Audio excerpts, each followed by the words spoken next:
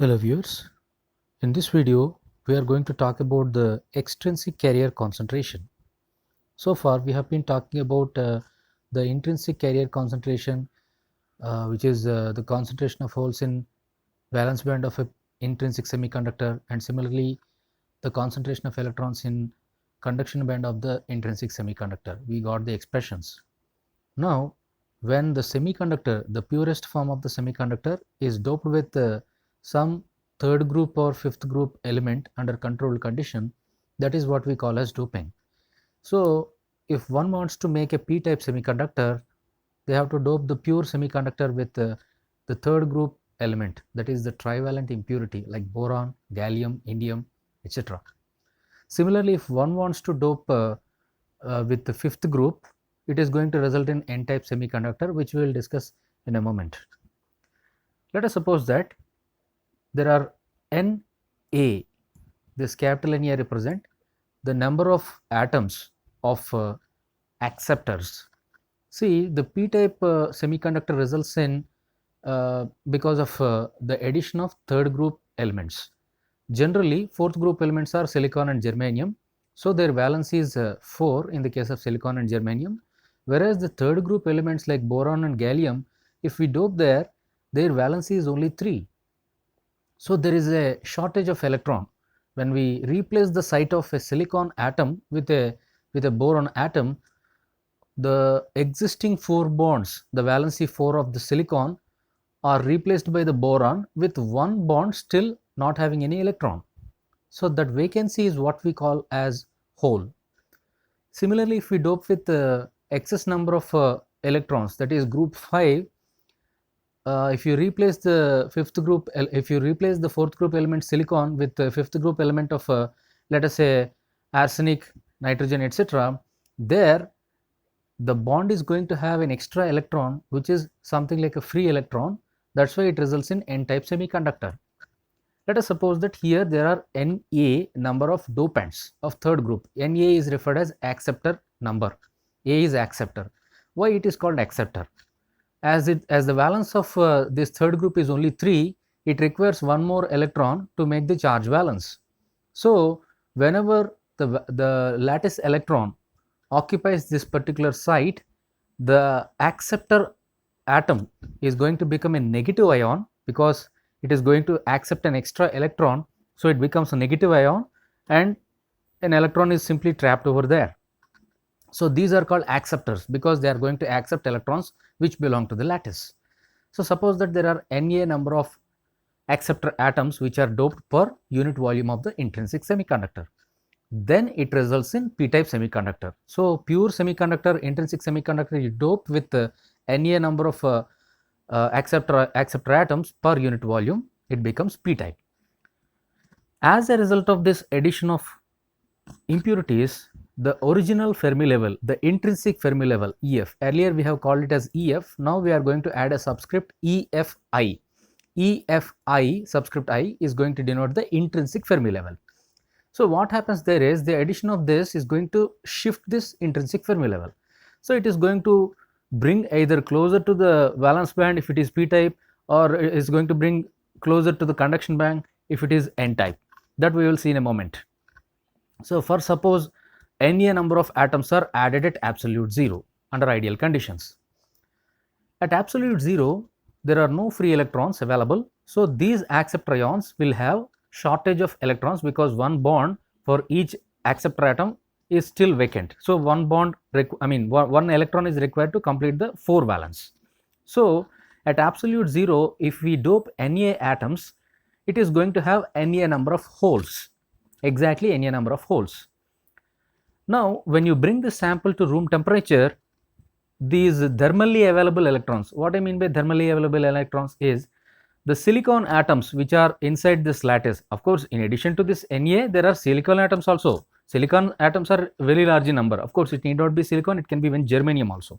So the host silicon or germanium atoms, they will be usually in larger number, and once if we raise the temperature of the sample from absolute 0 to room temperature, though those silicon atoms are going to break their bonds and some of the electrons are going to come out and they will simply roam inside the lattice. So these free electrons which are generated by the pure semiconductor host will try to occupy or get attached with these acceptor ions. So normally they are acceptor atoms at absolute zero. At room temperature they are going to accept these silicon released electrons. So they become negative ions and those are the free electrons. Okay. So at room temperature what happens is generally this number Na is usually larger. Larger in a sense, if you take intrinsic semiconductor like a silicon or germanium, there is going to be approximately 10 power 17 to 10 power 18 number of number of electrons per meter cube. It means if you take a 1 meter cube, 1 meter dimension, 1 meter edge cube of silicon, it is going to have approximately 10 power 17 to 10 power 18 free electrons. So at room temperature. Whereas if you take the same thing for a metal, usually metals have more than 10 power 26, 10 power 27 free electrons per meter cube of the same size. So these semiconductors are definitely not good conductors, they are very poor conductors even at room temperature, but they are not even considered as an insulator because they have this many number of free electrons, right? That's why we are calling them as semiconductors. So this number is around 10 power 17 to 10 power 18 for pure silicon or germanium atom. Now if we do the doping in such a way that there is at least a 10 power 23 or 10 power 24 order of atoms per meter cube. So we add this many number of dopants, this many number of acceptor atoms per meter cube of the intrinsic sample. So clearly this 10 power 23 is much greater than this 10 power 17 or 18, at least 10 power 5 to 10 power 6 orders difference, because if you divide this 10 power 23 with 10 power 18, it is going to be 10 power 5. If you divide by this, it is going to be 10 power 6. So around 10 power 5 to 10 power 6 orders difference is there. So this is anyway insignificant compared to this. In a simple analogy, the billionaire like Ambani in India, no matter whether one pickpockets some 100 rupees from his pocket, it is not going to make really any sense, as he is already billionaire. Even if he loses lakhs or few crores, it is not going to make anything to him. Just like that, this number, though it is 10 power 18 a big number, when compared with 10 power 23, it is just nothing, minuscule. You can neglect it. What I mean here is, at room temperature, this many number of acceptor ions will be there, acceptor atoms will be there, and at room temperature all these silicon electrons, so which are broken from the bonds of which are generated from the broken bonds of the silicon, will try to occupy these sites. So these acceptor ions now they are negatively charged because they have accepted the electrons, and hence what happens there is there will be a huge number of holes generated inside the silicon atoms. What I mean here is, if a boron atom of a third group is located at a particular point, at that point a broken silicon electron, I mean a pure silicon, it may break the bond at room temperature, that electron will be going to settle over here and it leads to holes in silicon sites. So silicon are going to have vacancy of electrons, those are the holes. I hope it is clear to you.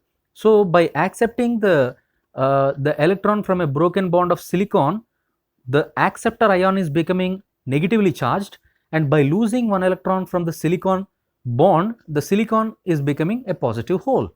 So at the location of the positive silicon ion, there is a hole. At the location of this negatively charged acceptor ion, there is an excess electron, but once again charge is balanced. So usually this number is nothing. Even if you add 10 power 23 plus 10 power 18, still the number is 10 power 23 only, and hence the contribution coming from this is really negligible, and hence the number of carriers available at room temperature due to this doping are almost the same as that of the acceptor ions. If each acceptor ion contributes to 1 electron, it is going to be 10 power 23 free electrons per meter cube at room temperature inside an extrinsic semiconductor, which is doped with the third group element. So what we can conclude here is, in intrinsic case, the number of holes inside the valence band are given by this expression. There we called it as Pi. So if you compare this with the extrinsic case, this Pi is simply going to be Na, because it is actually Na plus some thermally generated holes, but the thermally generated holes are only this many in number, the 10 power 17 and 10 power 18, as this is very small. So the total number of holes available at room temperature is nothing but the number of acceptor ions per unit volume, that is Na. So if you just equate this with Na, what we are going to get is the Pi is nothing but approximately equal to Na. It is equivalent to Nv times of this. So we are equating the right hand side with this Na. Or if you rearrange this, Na by Nv is going to be exponential of this. Similarly, you can take the logarithm, natural logarithm on both sides. You get rid of this exponent, and what are we left with here is Ev minus Ef by kBt. Or if you want to know this Ef, remember this Ef is now the Fermi level in extrinsic semiconductor. Earlier we called this as intrinsic Fermi level, but now as we have equated this to this Ef is going to represent the Fermi level in the doped p-type semiconductor. So in a moment we are going to add Ef here, because earlier we have already called this as EFI, the earlier mentioned this one, this is EFI, intrinsic Fermi level, but it is going to be just Ef of p-type. So after rearranging this expression, Ef is nothing but Ev minus kBt ln of Na by Nv. So this is the final expression. The Fermi level inside p-type semiconductor is just like this. And remember, Na is just the acceptor concentration. If Na increases continuously beyond a certain level where Nv is less than Na, in that case this whole expression becomes negative, because log of something less than 1 is obviously negative. So this term is going to be negative. Then in that special case, what happens is, if you dope it heavily doping means Na is very large, in that case this whole term is actually Ev minus of something, because this term is negative, and hence with the rise in temperature this Ev minus something. So the Fermi level in extrinsic semiconductor, that is p-type, with heavier doping is going to come lower to this Ev. See, Ev is the valence band edge. Actually valence band edge means it is the bottom of the gap. So in the worst case at absolute 0, Ev is the Ef, and with heavy doping and at room temperature this whole term is negative, means Ev minus something. So this Fermi level is going to encroach deep into the valence band, because it is below Ev, means it is inside the valence band. Whereas in the case of intrinsic semiconductor, the Ef was in between Ev and Ec, exactly at the midpoint in intrinsic case. So the effect of doping is actually bringing the Fermi level closer and closer to the valence band edge, and in heaviest doping case it may come down even into the valence band, and that is what you call as degenerate semiconductor. So the degenerate semiconductor concept is used in tunnel diode of electronics. So this heavily doped things are used there. So it acts like a tunnel diode, which is used in microwave transmission, etc. It has several applications, right?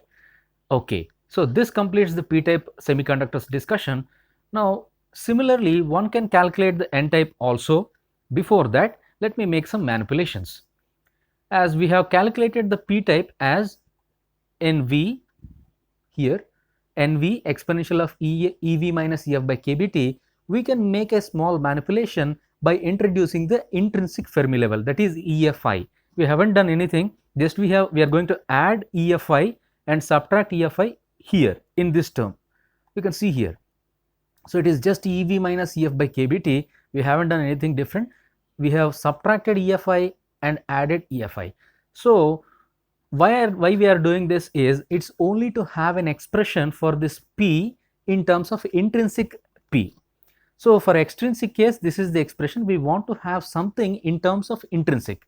So that is, if you expand this term, it is going to be Nv exponential of Ev minus EFI by kBt plus, of course this plus can be made as a product, e power EFI minus Ef by kBt. So this is going to be product of exponents. This is first exponent and this is the second exponent. So we have intentionally put this in curly braces. Why? Because this Nv exponential of Ev minus EFI, earlier we called it as just Ef, but we have another Ef here, so we are calling it as EFI, which is the intrinsic Fermi level. So this whole term is just the intrinsic carrier concentration of holes. So this is P intrinsic multiplied by this. So the effect of doping is just the intrinsic carrier concentration multiplied by this exponential of EFi minus EF by kBt. This is the only modification because of extrinsic doping. Now let's move to the same thing. Article is going to be similar, which is for n-type semiconductor. Earlier we have used Na, which are the acceptor number. Now it is Nd, which is the donor concentration. That is number of dopant atoms per unit volume. In this case it is Nd, which are donors, because they are going to donate one extra electron. So pentavalent impurity means the fifth group elements, if you dope, the doped element will simply sit in a silicon location. Normally silicon has 4 bonds with 4 neighbors, but this 5 valence fifth group element, if it settles over there, it has one leftover extra electron.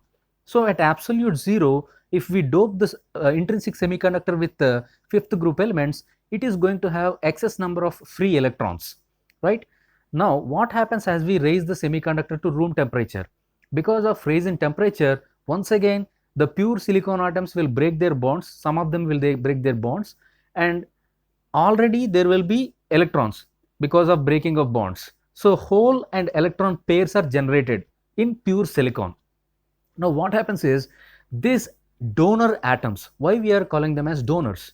Because they have excess electrons. There is a fifth electron which is not bounded yet. So this fifth electron of dopant atom will simply find a neighboring silicon which already broke its bond. So this extra electron will sit into the silicon site, and there will be one electron generated by the silicon. Already silicon broke the bond. As a result, one hole and one electron formed. That electron will go away, and the earlier fifth electron from a fifth group element will come and settle in the location of the silicon. As a result, we have more number of electrons generated from the silicon because of these donor atoms, and the sample will be rich in free electrons. So this is the case of n-type semiconductor. So here once again we denote this Fermi level as EFi, just like p-type semiconductor. So what we can now assume is at room temperature, the same logic applies here, as there are 10 power 23, 10 power 24 order of doping, and the number of silicon, the number of electrons or holes generated by pure silicon or germanium are usually of this order. So definitely once again the dopants are going to dominate. So in this case also, the number of electrons available inside an n-type semiconductor are almost equivalent to the number of donor atoms. So if Nd is representing the donor atoms, as we know, this expression is representing the intrinsic carrier concentration, which we have derived in the earlier videos. You can refer to that. So when at room temperature all these donor atoms have ionized. Ionized means they are losing their fifth electron and they are donating it to a silicon location. So silicon with temperature lost its electron and it has created a hole. In that hole, these fifth electrons are going to come and settle. As a result, these fifth group elements are going to become positive ions because they have lost their electron, and the silicon site is once again becoming neutral. So in after this process, we are going to have a positive ion which is the donor and an extra electron. But remember, as a whole, the semiconductor's charge is remaining neutral. There is no excess charge, there is no loss of charge. So as a whole, the semiconductor is neutral, net charge is 0. Now, with the same logic, we can replace this Ni with Nd, the number of dopant atoms, the donor atoms per unit volume. So when we equate this, and once again if you write Nd by Nc, this exponent becomes like this, and after taking the natural logarithm and rearranging for Ef, gives Ef for n type is just Ec minus of kBt into ln of Nc by Nd. Once again we will talk about the same tunnel diode principle here. Normally at room temperature, this T is positive, somewhere around 300 Kelvin, and as this term is whole negative, as long as this is greater than 1, that is Nc greater than Nd, this term is quite normal. So the Fermi level lies below this Ec. Below the Ec means somewhere in the forbidden gap. So it is above the Ev, below the Ec, somewhere in the middle, somewhere in the gap. So I am not saying exactly at the midpoint, it is somewhere in the middle. But once if we do this doping heavily, this Nd, if it becomes larger and larger, at one point this Nc becomes less than Nd. In that case, this whole term is going to be negative, that is logarithm term becomes negative, and this negative multiplied by another negative makes it positive. So For heavier doping, this second term here is going to increase with temperature. So as temperature increases, this is going to be higher, or your Fermi energy is something EC plus some non-zero constant. So it is above the conduction band edge. So with heavy doping, one can bring the Fermi level into the conduction band. Earlier it went into the valence band. Now in this case it is coming into the conduction band.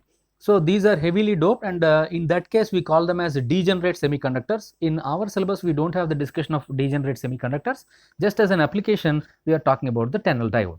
So for heavier doping, this becomes much deeper inside the conduction band.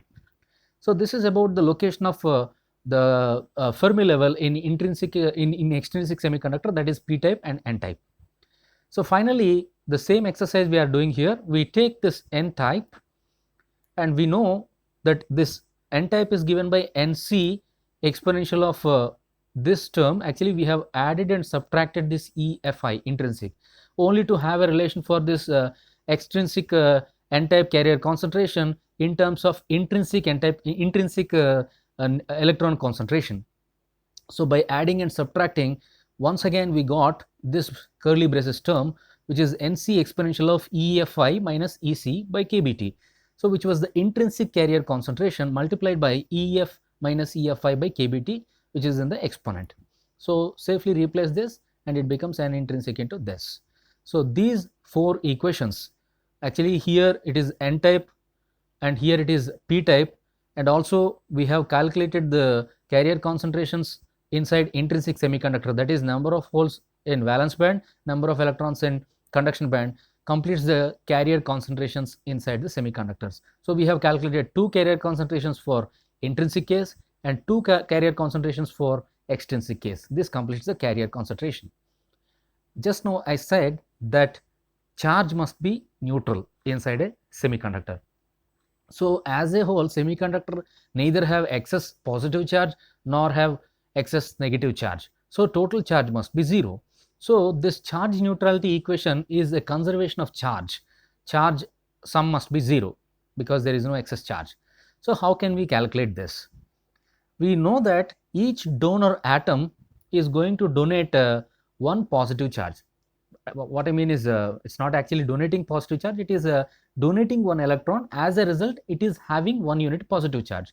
So if you concentrate on the donors, they are going to acquire 1 unit positive charge by losing 1 electron, and similarly for acceptor, by accepting an electron they are going to gain 1 unit negative charge. So if E is the charge of electron, of course we are taking only positive sense, charge of the electron is just E. Inside a semiconductor which is doped with both acceptor ions and donor ions. So it's a hypothetical semiconductor where we are doing both doping of acceptors and donors with the usual notation. Nd is the donor concentration and Na is the acceptor concentration. Then the net charge must be 0. Net charge means the total positive charge which is given by this part and total negative charge which is given by this part. The sum must be 0. So what is the positive charge? Well, there are p holes because p is the hole concentration. So the charge on holes will be E times of p, and similarly donor atoms, as they have gained positive charge by losing 1 electron, this E times of Nd is the positive charge from that. So holes are contributing this much and donor atoms are contributing this much, and the net positive charge is depicted by the first term. Similarly, there are n electrons per unit volume. This is n and negative charge. So this is the electron part.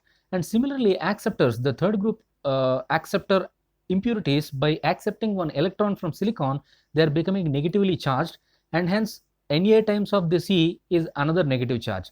So this is total negative charge and this is total positive charge. The sum must be 0.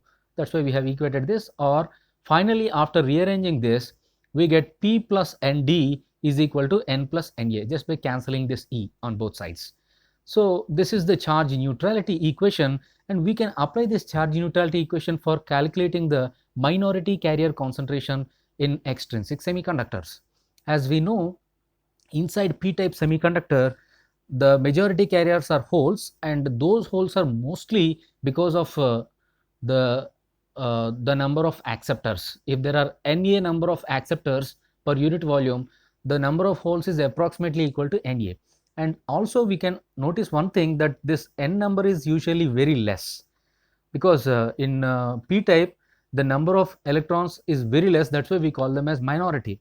And if it is purely p type, there will be no nd, we are not going to dope any donor atoms, so this term drops and this is negligible. One can say is p is approximately equal to Na, that's what we can say here. So p plus 0, 0 means this nd because there is no donor if it is p type, and n plus Na, as n is much smaller than this Na, p is approximately equal to Na, or by using the law of mass action, which is P into N is equal to Ni square. I have mentioned this earlier also while deriving this, that this law is not only valid to intrinsic but also valid for extrinsic semiconductor. So if you want to know the minority carrier concentration in p type, minority are electrons, so we want to know the n. So this n is going to be Ni square divided by p. So n equal to Ni square divided by p, and as we know p equal to approximately Na, so n equal to Ni square divided by this Na. This is the minority carrier concentration in p-type semiconductor. Proceeding in a similar manner, one can calculate the minority carrier concentration inside an n-type semiconductor. So you use the same charge neutrality equation. Earlier we have Na, but as it is a n-type semiconductor, there will be no acceptors, only donors. So this term drops and this term survives, or this p plus nd is equivalent to n, and usually the p number, the holes in n type are very less, so you can simply neglect this term and you can approximately say n equal to nd. And by using the same mass action law, once again we can write this n is equal to Ni square by p. So Ni square or p is equal to Ni square by n, and replacing this n as nd, so p is going to be approximately Ni square by nd. So this is the minority carrier concentration inside an extrinsic semiconductor which is of n type. So this completes all carrier concentrations. Now let's make a move on to the type of current conduction inside the semiconductor, which I will do in the next video.